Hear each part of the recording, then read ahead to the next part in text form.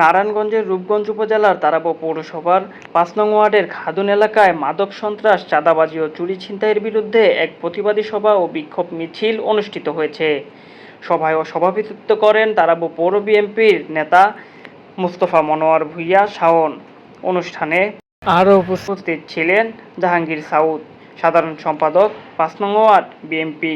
এছাড়া বক্তব্য রাখেন রায়হান মীর, তারাব পৌরসভার সিনিয়র যুগ্ম আহ্বায়ক স্বেচ্ছাসেবক দল আউয়াল ভূঁইয়া, সভাপতি ৫ নং ওয়ার্ড যুবদল কামরুল ভূঁইয়া, ৫ নং ওয়ার্ড বিএনপি হালিম ভূঁইয়া, তারাব ৫ নং ওয়ার্ড বিএনপি নেতা তাইজুল, ৫ নং ওয়ার্ড যুবদল নেতা মোহাম্মদ অপু মোল্লা, সাধারণ সম্পাদক ৫ নং ওয়ার্ড স্বেচ্ছাসেবক দল। এছাড়াও সভায় উপস্থিত ছিলেন স্থানীয় নেতাকর্মী নূর হোসেন নাজমুল সহ অগণিত নেতৃবৃন্দ ও এলাকাবাসী। বক্তারা বলেন, মাদক সন্ত্রাস, চাঁদাবাজি ও চুরি ছিনতাই সমাজকে ধ্বংস করছে। যুব সমাজকে রক্ষা করতে হলে এ ধরনের অপকর্মমূলক কর্মকাণ্ডের বিরুদ্ধে সবাইকে ঐক্যবদ্ধ হতে হবে। তারা এই অন্যায়ের ও অপরাধের বিরুদ্ধে সোচ্চার থেকে একটি শান্তিপূর্ণ সমাজ গড়ার প্রত্যয় ব্যক্ত করে।